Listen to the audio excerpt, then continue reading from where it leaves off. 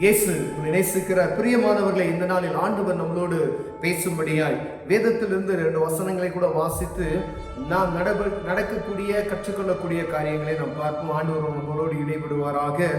அது 1 ராஜாக்களின் புஸ்தகம் 17வது அதிகாரம். கீலேயாத்தின் குடிகளிலே திஸ்பியனாகிய எலியா ஆகாபை நோக்கி, என் வாக்கின்படியே அன்றி இந்த வருஷங்களில் பனியும் மழையும் பெய்யாதிருக்கும் என்று இஸ்ரவேலின் தேவனாகிய கர்த்தருக்கு முன்பாக நிற்கிற நான் அவருடைய ஜீவனை கொண்டு சொல்லுகிறேன் என்றார். பிரியமானவர்களே, ஆகாப் ராஜாவுக்கு முன்பதாக வெறும் சாதாரண ஒரு மனிதன் திஸ்பியனாகிய எலியா அவர் சொல்றாரு. அவர் ஆண்டவருடைய தீர்க்கதரிசி. தைரியமாக போய் தேவ சமூகத்தில் நின்று ஆண்டவராக இயேசு கர்த்தர் சொல்லுகிறார் அப்படின்ற ஒரு பகிரங்கமான, பார்த்தா கொண்டு போட்டுருவாங்க, எல்லாமே அவருக்கு தெரியும். ஆனாலும் ஆண்டவருடைய பலன் ஒரு மனிதனுக்குள்ள இருக்கும் பொழுது கர்த்தர் உரைக்கிற வார்த்தை இதுதான் என்று தெளிவாக, வருஷம் மழையே பெய்யாது, மழைக்கு இன்னொரு பயங்கரமான பஞ்சம் வரக்கூடிய ஒரு சூழ்நிலை வரும்னு சொல்லி ராஜாவை பார்த்து சொல்ல, பனியும் மழையும் பெய்யாது இருக்கும் என்று இஸ்ரவேலின் தேவனாகிய கர்த்தருக்கு முன்பாக நிற்கிற நான் அவருடைய ஜீவனை கொண்டு சொல்லுகிறேன் என்றார். பாருங்க, ஒரு எவ்வளவு ஒரு ஆணித்தனமான ஒரு தீர்க்க தரிசனம் பாருங்க. ராஜாவுக்கு முன்பதாக ராஜா கட்டளை போடுகிறார், பிடிக்க சொல்லுங்க அவனை, அப்படி இப்படிலாம் சொல்றாங்க. ஆனா ஆண்டவர் சொன்ன வார்த்தை இதுதான். ஒரு சில சமயங்கள்ல கர்த்தருடைய பிள்ளைகள் தீர்க்க தரிசனங்கள் உரைக்கும் பொழுது அநேக முறைகளை பயந்துகிட்டு பயப்படக்கூடிய ஒரு சூழ்நிலை. இதை சொல்லலாமா வேணாமா, இதை சொன்னா அவங்க தப்பா நினைச்சிருவாங்களோ அப்படின்னு நிறைய பேர் என்ன செய்யறாங்க, ஒரு காரியத்தை கர்த்தருடைய பிள்ளைகள் ஊழியக்காரங்க சொன்னாங்கன்னா சபிக்கிறாங்க அப்படின்னு சொல்றாங்க.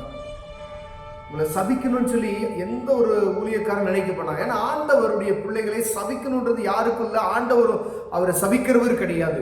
ஆனா சில காரியங்களை அவர்கள் உங்களுக்கு எச்சரிக்கையா சொல்லும்போது அது சபிக்கிறது போல காணப்படுகிறது.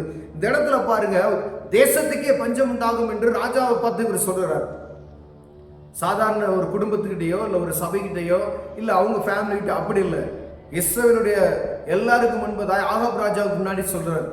இப்போ பாருங்க அவருடைய சூழ்நிலை எப்படி இருக்குன்னு சொல்லி, சாதாரண ஒரு சர்ச்சில் ஒரு தீர்க்க தரிசனமா போதகர் சொல்லிட்டா அவருக்கு விரோதமாய் முறுமுறுக்கிற காரியங்கள் எப்படி இருக்குது நம்ம பார்க்கணும்படியாக அழைக்கப்படுகிறோம். பிரியமானவர்களே, ஒருவேளை ஒரு ஃபாதராக இருக்க, ஒரு நம்ம பாஸ்டரா இருக்கலாம், நம்ம போதகராக இருக்கலாம், அவர் ஜெபம் பண்ணி ஒரு காரியத்தை சொல்லுகிறாரா அதை நம்ம ஆராய்ந்து கவனமா இருக்கணும். ஒருவேளை அவர் சொல்லுகிற காரியம் உங்களுக்கு மனசுல ஒருவேளை நம்மளை இப்படி திட்டாரே அப்படின்னு சொல்லக்கூடாது. தனிப்பட்ட முறையில தான் கூப்பிட்டு சொல்லுவாங்க.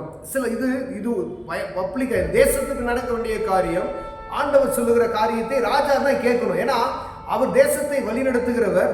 அவருக்கு முன்பதாய் சொல்றாரு. சில காரியங்கள் தேசத்தின் அதிபதிகள்கிட்ட சொல்லக்கூடிய வரும், சில காரியங்கள் குடும்ப தலைவர்கள்ட்ட சொல்ல வேண்டிய வரும், சில காரியங்கள் குடும்ப தலைவிகிட்ட சொல்ல வேண்டியது வரும், சில காரியங்கள் குடும்ப பிள்ளைகிட்ட, வாலிப பிள்ளைகளோ சின்ன பிள்ளைகளோ அவங்க கிட்ட சொல்ல வேண்டியது வரும். சில காரியங்கள் பாருங்க இவங்ககிட்ட தான் குறிப்பிட்ட சொல்லணும்னு சொல்லுகிற ஒரு காரியம் இருக்கிறது. ஆண்டவர் இது யாருக்கு சொல்லுகிறாரோ அப்படி. சில காரியங்களை பாருங்க மறைவான இடத்துல தான் சொல்லணும். எல்லாருடைய ஓப்பனா எல்லாருக்கும் தெரிய மாதிரி அப்படி சொல்லி அவங்களை அவமானப்படுத்தக்கூடாது. ஒருவேளை ஒரு சின்ன ஒரு ஆண்டவர் ஒருத்தருக்கு உதாரணமாக ஒரு காரியம் ஒரு மனிதனை குறித்து பேசுகிறாருன்னா பப்ளிக் மீட்டிங்கில் அவங்கள போட்டு அவங்களுடைய குற்றத்தை நாம் என்ன செய்யக்கூடாது, உடைக்கக்கூடாது. அது அநாகரிகமாயிரும். தேவ சமூகத்தில் அவங்களை கூப்பிட்டு இதுதான் நீங்கள் செய்கிற தவறுகள் என்று சொல்லி அவர்களுக்கு நம்ம வழிநடத்த வேண்டிய பிரகாரம் வழிநடத்தணும். அது தீர்க்க தரிசனம் எனக்கு என்ன சொல்லிட்டாருன்னு சொல்லி அதை ஓப்பனாக போட்டு அவங்களை அவமானப்படுத்துகிறது ஆண்டவருடைய பிள்ளைகள் வேலை கிடையாது. பிரியமானவர்களே, ஆனால் சில சமயங்களில் சர்ச்சில் இருக்கக்கூடிய பேசும்பொழுது ஆண்டவர் சில தீர்க்க தரிசன வார்த்தைகளை உரைக்கும் பொழுது சபையில் இருக்கக்கூடியவங்களுக்கு மனக்கசப்பாகிறது. ஆனால் அது உங்களை குத்துச்சு அப்படின்னு சொன்னால் நீங்கள் என்ன செய்யணும், ஒருவேளை இந்த காரியம் எனக்குள்ள இருக்கிறதா என்று அலசி ஆராய்ந்து பார்த்து பாருங்க. ஒரு உதாரணத்துக்கு நான் ஒரு காரியத்தை உங்களுக்கு சொல்லுகிறேன். நான் ஒரு மீட்டிங்கில் அட்டன் பண்ணிட்டு இருந்தேன். நான் ஒரு சிறிய தவறு செய்து கொண்டே இருந்தேன். ஒரு குறிப்பிட்ட 20 வருஷங்களுக்கு முன்பதாக நான் சொல்லுகிறேன். இப்போ ஆண்டவர் சொன்னாரு, பேசுகிற ஊழியக்காரங்க மூலமா அநேக ஊழியக்காரங்கள் இதே காரியத்தை சொல்லுவாங்க. பொதுவான இடத்துல தான் இருக்கிறோம். ஆண்டவர் ஒரு குறிப்பிட்ட ஆட்களை பார்த்து சொல்லுகிறார், உன்னை வெட்கப்படுத்திடுவேன் அப்படின்னு சொல்றார். நீ மனம் திரும்பாத பட்சம் உன்னை வெட்கப்படுத்திடுவேன், ஏதோ ஒரு காரியத்தை நீங்க செய்து கொண்டு இருக்கிறீங்க அப்படின்னு சொல்லுவாங்க. ஆனா எனக்குள்ள வெட்கப்படுத்திடுவாரா என்ன அப்படின்னு சொல்லி எனக்குள்ள தோணும். எனக்கு நான் தான் தெரியும் ஒரு காரியம் தவறு செய்தேன். அதே போல ஆண்டவர் ஒரு ஆள்கிட்ட பேசலாம், சில ஆள்கிட்டையும் பேசலாம், இல்ல 2 பேர்கிட்ட பேசலாம். அங்க இருக்கக்கூடிய ஆள்கள் தான். ஒருவேளை அங்க இருக்கக்கூடிய எல்லார் இருதயத்தில் அது குத்துண்டவர்களா இருந்தா எல்லாருமே தவறு செய்கிறோம் என்பதை தான் நாம் புரிந்து கொள்ள வேண்டும். தனிப்பட்ட மனிதன் எனக்குள்ள ஆண்டவர் பேசுறாரு என உணர முடிந்தது. நான் என்ன செஞ்சேன், அந்த காரியத்திலிருந்து விடுவிக்குவதற்கு நான் பலமுறை முயற்சி செய்தேன். ஆனா ஒரு நாள் வெட்கப்பட்டு அதுக்கப்புறம் தான் அந்த சடன்லியா அந்த பாவம் என்னை விட்டு வெளியே போச்சு. பிரியமானவர்களே, சடன்லியா உடனே அந்த காரியத்தை விட்டு நான் வெளியே வந்தேன். ஆனா அந்த வெக்கம்ன்றதை என்னன்றது உணர முடிந்தது என்னையால.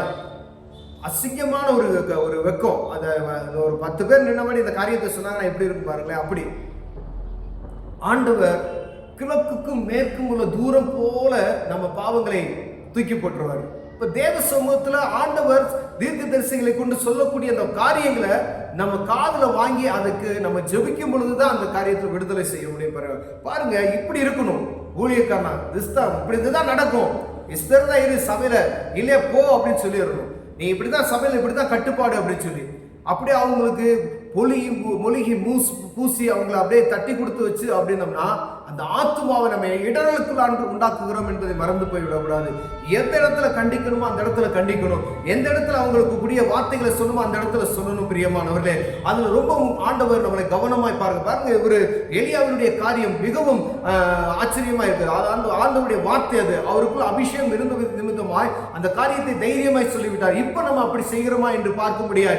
ஊழியக்காரர்களை நமக்கு ஊழியம் செய்கிற விசுவாசியை யாரா இருந்தாலும் ஆண்டவர் பேசுகிற ஒவ்வொருவருடைய ஆண்டவர் இடைபடுகிறார். இப்படிப்பட்ட காரியத்தில் நாம் எப்படி இருக்கிறோம் என்பது ஒன்றொரு காரியத்தை பாருங்க.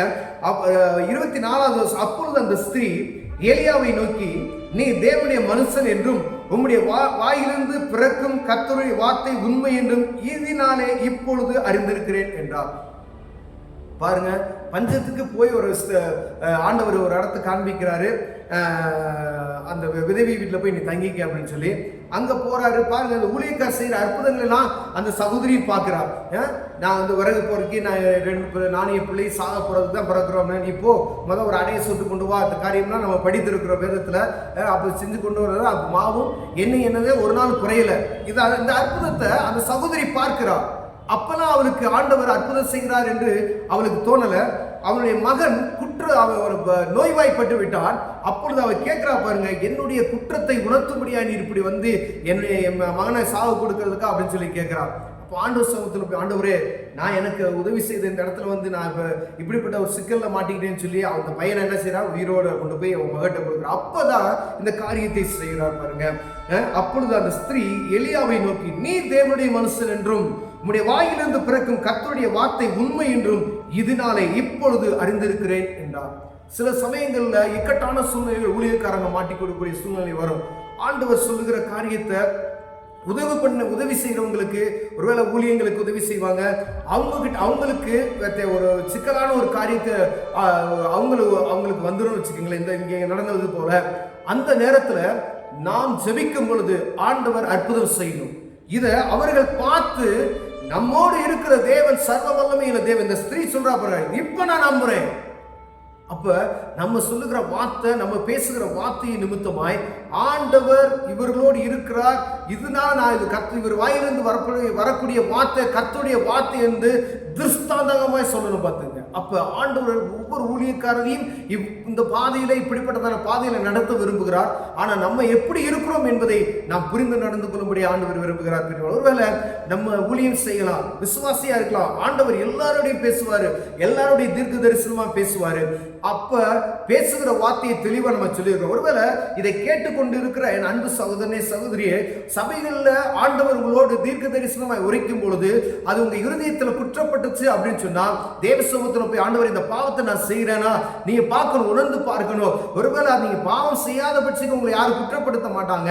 நீங்க ஒரு காரியத்துல ஏதோ கர்த்தருக்கு விருப்பமில்லாத ஒரு காரியத்தை செய்யும் பொழுது அங்கு உங்களுக்கு ஒரு காரியம் ஆண்டவர் வெளிப்படுகிறார். தீர்க்க தரிசிகள் மூலமாய், போதகர் மூலமாய், விசுவாசிகள் மூலமாய் அப்படியானால் நாம் அந்த காரியத்தில் இருக்கிறோமா என்று தேவ சமூகத்தில் போய் ஒப்புரவாகி அந்த பாவத்திலிருந்து விட்டு விலகி கர்த்தருக்கு முன்பாய் உண்மையா உத்தமாய் நடந்து கொண்டோமானால் கர்த்தர் நம்மளை ஆசீர்வதிப்பார். ஒருவேளை நம்ம அதை குற்றம் கண்டுபிடித்து அந்த போதகரை குற்றப்படுத்திக்கிட்டே இருந்தோம் அப்படின்னு சொன்னா நம்மளை ஆசீர்வதிக்கிறதுக்கு எந்த வாய்ப்பும் இல்லை. பாருங்களேன், அநேகர் கசப்பான இருதயத்தை வைத்தே சபையில உட்கார்ந்து இருப்பாங்க. கசப்பான இருதயத்தை அவங்க முறுமுறுத்துக்கிட்டே இருப்பாங்க. அப்படின்னா எப்படி நம்மளை ஆண்டவர் ஆசீர்வதிக்க முடியும்? அந்த முறுப்புறுப்புகளை எடுத்து போட்டுட்டீங்க அப்படின்னு சொல்லுங்களேன், ஆண்டவர்களை ஆசீர்வதிப்பார். கண்களை முடுவோம், ஜெபம் செய்வோம். அன்பின் தகப்பனே, அருமையான நாளுக்காய் ஸ்தோத்திரம் ஆண்டவரே. ஆண்டவரே, நாங்கள் கர்த்தருடைய பிள்ளைகள் என்பதை நாங்கள் நடக்கையிலும் செய்கையிலும் ஆண்டவரை கர்த்தர் பேசுகிற வார்த்தையை திருஷ்டாந்தமா அதை ஆண்டவரை ஒழுங்கும் கிரமமாய் சொல்லணும். ஆண்டவரை எதை எந்த இடத்துல சொல்லணும்னு சொல்லி ஞானத்தை தாங்க ஆண்டவரே. அப்பா ஆண்டவரை நாங்க ஆண்டவர் நிமித்தமாய் செய்யக்கூடிய அற்புதம், இயேசுவின் நாமத்தில் செய்கிற அற்புதம் ஆண்டவரை ஜனங்களுக்கு கர்த்தர் ஜீவனுள்ள தேவன், இவர்கள் ஆண்டவரை ஆராதிக்கிற தேவன் ஜீவனுள்ள தேவன் என்பதை அவங்க எல்லாருக்கும் முன்னாடி பகிரங்கமா சொல்லணும். ஆண்டவரை அப்படிப்பட்ட கிருபை எங்களுக்கு தாங்க, இயேசுவின் நாமத்தில் பிதாவே, ஆமென்.